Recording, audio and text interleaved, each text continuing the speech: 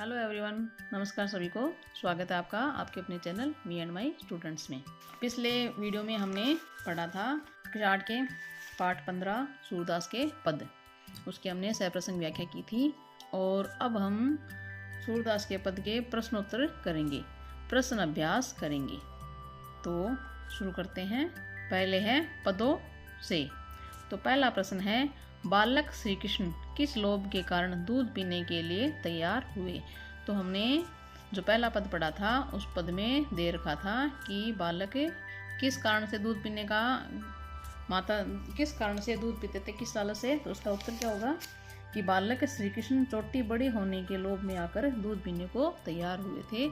उन्हें दूध अच्छा नहीं लगता था, उन्हें माखन रोटी अच्छी लगती थी, लेकिन माता यशोदा ने यह लालच दिया कि दूध पीने से चोटी बढ़ जाएगी।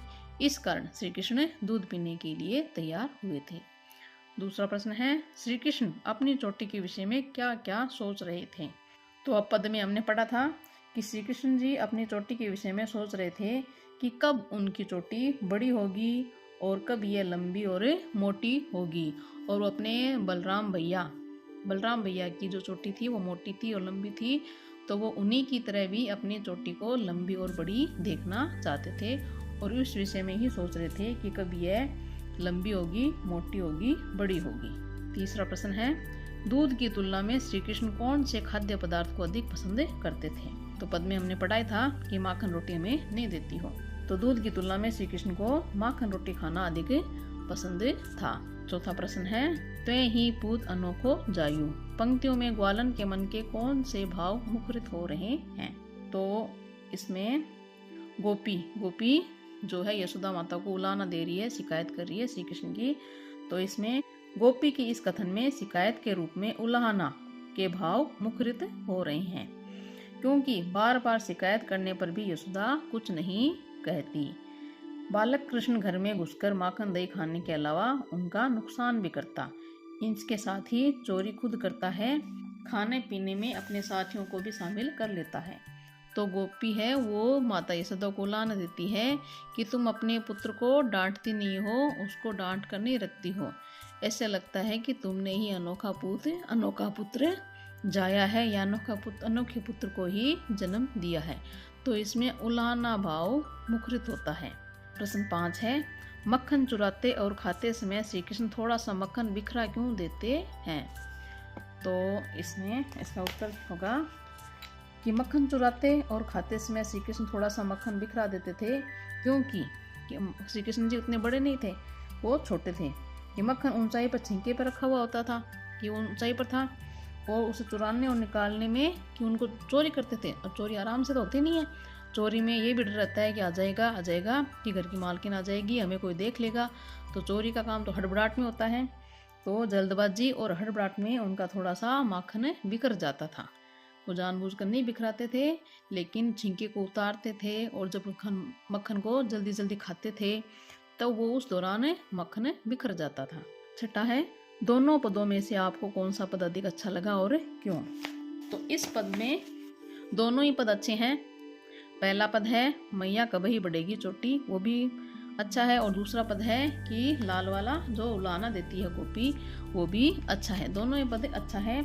तो आपको अपने अनुसार जो आपको अच्छा लगा है उसके अनुसार आपको लिखना है कि हमें कौन सा पहला पद लिखोगे। आपको पहला पद अच्छा लगा है तो पहले पद के बारे में लिखोगे, और अगर दूसरा पद आपको अच्छा लगा है दूसरे पद के बारे में लिखोगे। अगर आप पहला पद लिखोगे कि हमें पहला पद अच्छा लगा है, तो उसमें क्या क्यों कि उसमें लिखोगे कि हमें जो श्री कृष्ण की है जो बाल लीला है, जो उनका बचपन का जो उनकी इच्छा है, वो सोचते हैं चोटी के बारे में, उनकी जो सोच है उसको पढ़कर हमें बहुत ही अच्छा लगा। और वो बलराम भैया की जो बराबरी कर रहे हैं, उनकी चोटी की तरफ अपनी चोटी बढ़ाना चाहते हैं, वो पढ़कर हमें अच्छा लगा। और माता यशोदा भी बच्चे को कैसे वो बुला रही है और उनको लालच दे रही है कि दूध पीने से बच्चे क्या होते हैं कि ऐसे तो खाने पीने का नखरे करते हैं, दूध पीते नहीं है। तो माता यशोदा श्री कृष्ण जी को कैसे दूध का लालच देती है, चोटी बढ़ने का लालच देकर दूध पिलाती है। तो पहले पद अच्छा है। और दूसरे पद के बारे में अगर आप लिखोगे हमें दूसरा पद अच्छा है, और उसके बारे में क्या कहोगे कि उसमें श्री कृष्ण जी का माखन चुराना, अपने मित्रों को दही माखन का आनंद लुटवाना और गोपी द्वारा यशोदा जी को शिकायत करना, उनमें बहुत ही अच्छी बातें कही गई है। और श्री कृष्ण का चोरों की तरह मंदिर में बैठकर कोने में छुपकर माखन खाना, और हड़बड़ाहट में अब जो गोपी है उसने छिंका ऊपर लटका कर रखा है ताकि उसके हाथ ना आए कृष्ण के। लेकिन श्री कृष्ण जी फिर भी ओंखली पर चढ़कर उनके जो बाल लीला है वो देखकर हमें अच्छा लगा। तो इसमें दोनों पदों के बारे में बता दिया है। आप पहले पद के बारे में भी लिख सकते हो, दूसरे पद के बारे में लिख सकते हो। फिर आगे प्रश्न आएंगे अनुमान और कल्पना। तो अनुमान और कल्पना में तो वैसे अपनी कल्पना के आधार पर है, यानी ये प्रश्न इसलिए दिए जाते हैं कि आपकी कल्पना का विकास हो, आप क्या मन में सोच रहे हो, उस जो मन में सोच रहे हो उसी को ही कलम के द्वारा कॉपी में उतारना है। पहला प्रश्न है, दूसरे पद को पढ़कर बताइए कि आपके अनुसार उस समय श्री कृष्ण की उम्र क्या रही होगी। दूसरे पद में यानी उसमें जो चोरी वाला है, तो इसमें उत्तर में क्या लिखेंगे कि जब श्री कृष्ण ऊंखल के सहारे चढ़कर छींके में रखा माखन खाया करते थे तो उस समय उनकी उम्र लगभग, अब बच्चा इतना हो जाता है कि 7 या 8 साल रही होगी, 9-10 साल भी रही होगी, क्योंकि तभी तो सावधानी बरतने पर भी चोरी का भाव उनमें मन में रहता है। उनमें इतनी समझ आ जाती है कि चोरी करना गलत बात है, तो उसमें उनमें हड़बड़ाहट भी करते होते हैं, जल्दबाजी भी करते हैं कि चोरी करना गलत बात है। तो 7, 8 या 9, 10 उम्र होगी उनकी, और जिससे हड़बड़ाहट के कारण उतारते और खाते में माखन बिखर जाता है, तो उसमें उनकी उम्र 7, 8 वर्ष या 9, 10 वर्ष उम्र रही होगी। दूसरा है, ऐसा हुआ हो कभी कि माँ के मना करने पर भी घर में उपलब्ध किसी स्वादिष्ट वस्तु को आपने चुपके चुपके थोड़ा बहुत खा लिया हो और चोरी पकड़े जाने पर कोई बहाना भी बनाया हो। अपनी आप बीती की तुलना श्री कृष्ण की बाल लीला से कीजिए। तो देखो, इसमें आपको अपनी कल्पना के आधार पर उत्तर लिखना है कि आपके जीवन में आपने कभी स्वादिष्ट वस्तु, आपके घर में कोई स्वादिष्ट वस्तु आई है खाने के लिए और आपको मना किया है कि ये आपको बाद में मिलेगी, अभी नहीं मिलेगी, कोई इसे नहीं खाएगा, ऐसा होता है आमतौर पर घरों में, लेकिन आपको तो वो खाने का मन है, तो उसके बारे में आपको अपनी कल्पना के आधार पर लिखना है। और आपने चुपके से खा भी लिया है और जब आप पकड़े गए हैं तो कोई बहाना बनाया है, तो उसके बारे में आप अपनी आप बीती को तुलना कीनी है। तो इस बारे में आप कल्पना के आधार पर जो भी है वो लिखना है। अगर आपके जीवन में अगर हुई है तो उसमें आधारित और श्री कृष्ण से तुलना करते हुए लिखना है, और अगर ऐसी घटना न भी हुई है तो भी आपको कल्पना के आधार पर लिखना है।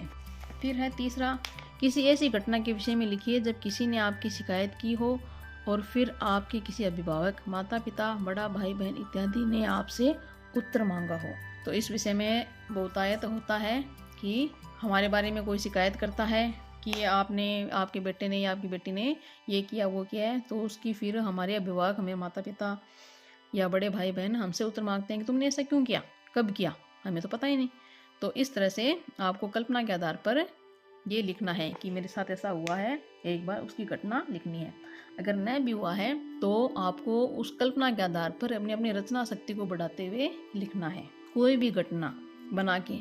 तो ये इस अनुमान और कल्पना में यही बात निकल के आती है कि आप कल्पना करके कितना ले सकते हो, तो इसमें आपको अपने आधार पर लिखना है। फिर है भाषा की बात यानी ये व्याकरण से संबंधित टॉपिक है। प्रश्न देखते हैं इनके। तो पहला प्रश्न है, श्री कृष्ण गोपियों का माखन चुरा चुरा कर खाते थे, इसलिए उन्हें माखन चुराने वाला भी कहा गया है, इसके लिए एक शब्द दीजिए। तो श्री कृष्ण जी का एक नाम ये था माखन चोर, और माखन चोर शब्द इसी के आधार पर बना था कि वो माखन चुरा चुरा खाते थे, तो श्री कृष्ण का एक नाम माखन चोर भी था, इसका होगा माखन चोर। फिर है, श्री कृष्ण के लिए 5 पर्यायवाची शब्द लिखिए, यानी पर्यायवाची यानी समानार्थी, या ऐसे कहते हैं कि श्री कृष्ण के और दूसरे नाम। श्री कृष्ण के तो सैकड़ों नाम है, हजारों नाम है, और यहाँ पे 5 ही लिखे हैं, तो हम 5 भी लिख सकते हैं। 5 तो 5 तो इसमें माखन चोर हो गया, बंसीधर हो गया, गोपाल हो गया, मुरारी हो गया, दीन दयाल हो गया था, और करुणानिधि जो हमने पाठ में पढ़ा था, करुणानिधि हो गया था, पीताम्बर ये पीले वस्त्र धारण करते थे, पीताम्बर हो गया, और माधव भी कहते थे उनको। तो इस तरह से ये श्री कृष्ण के दूसरे नाम हैं। तीसरे प्रश्न में, कुछ शब्द परस्पर मिलते जुलते अर्थ वाले होते हैं, उन्हें पर्यायवाची कहते हैं, और कुछ विपरीत अर्थ वाले भी। समानार्थी शब्द पर्यायवाची कहे जाते हैं और विपरीतार्थक शब्द विलोम, यानी जो पर्यायवाची है उसका दूसरा नाम समानार्थी है विलोम शब्द उनका दूसरा नाम विपरीतार्थक, विपरीत प्लस अर्थक जो विपरीत अर्थ देता है, समानार्थी जो समान अर्थ देता है, पर्यायवाची। तो पर्यायवाची जैसे चंद्रमा का, शशि, इंदु, राका। मधुकर, मधुकर के पर्यायवाची भ्रमर, भोरा, मधुप। सूर्य, सूर्य के पर्यायवाची रवि, भानु, दिनकर। अविपरीतार्थक यानी विलोम शब्द। तो विलोम शब्द जैसे दिन, रात, श्वेत, श्याम, शीत, उष्ण। श्वेत यानी सफेद, श्याम इस काला। शीत यानी ठंड, उष्ण यानी गर्म। पाठों में दोनों प्रकार के शब्दों को खोज कर लिखिए। जैसे अब पाठ में हम देखते हैं, पहले पर्यायवाची देख लेते हैं, पर्यायवाची शब्द देख लेते हैं। तो पाठ में एक शब्द आया था मैया, तो मैया की पर्यायवाची या समानार्थी शब्द होते हैं माता, जननी, माँ, धात्री, ऐसे पर्यायवाची हो गए। जैसे नाम आया बलराम, पाठ में बलराम का जिक्र है, तो बलराम का पर्यायवाची शब्द है हलधर, बलदाऊ। फिर हरि, हरि के पर्यायवाची हैं प्रभु, ईश्वर, परमात्मा, भगवान। फिर है दूध, दूध का पर्यायवाची दुग्ध, पेय, क्षीर, गोरस। इसमें सूरज आया था।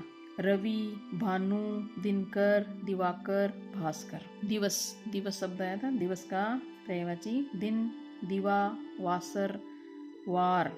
सखा, एक शब्द सखा आया था, सखा के पर्यायवाची मित्र, सहचर, मीत, दोस्त। एक शब्द आया था लाल, तो लाल का पर्यायवाची पुत्र, बेटा, पूत। तो ये पर्यायवाची शब्द हो गए। अब हम विपरीतार्थक, विपरीतार्थक शब्द पर आते हैं। विपरीतार्थक में छोटी, छोटी का बड़ी, लांबी, लांबी का छोटी। जैसे मोटी, मोटी का पतली, कच्चो कच्चा, पक्का। देती, देना, देना का लेना।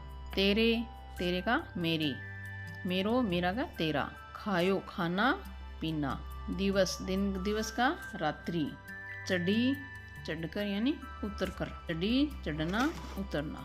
दिन, रात। हानि, लाभ। ऐसे यानी के विपरीतार्थक शब्द हैं। अब है प्रश्नोत्तर में अंतिम है शब्दार्थ। तो शब्दार्थ देख लेते हैं। अजहू, आज भी। बल, बलराम। बैनी, चोटी। वे, होगी। काढ़त, बाल बनाना। गुहत, गूंथना। भूई, पृथ्वी, भूमि। लोटी, लौटने लगी। पची, पची, बार बार। हरि, हलधर, कृष्ण, बलराम। जोटी, जोड़ी। पैठी, घुसकर। सींके, छींका, जिसमें दूध, दही आदि रखा जाता है। गोरस, गाय के दूध से बने पदार्थ, दही, मक्खन, घी आदि। ठोटा, लड़का।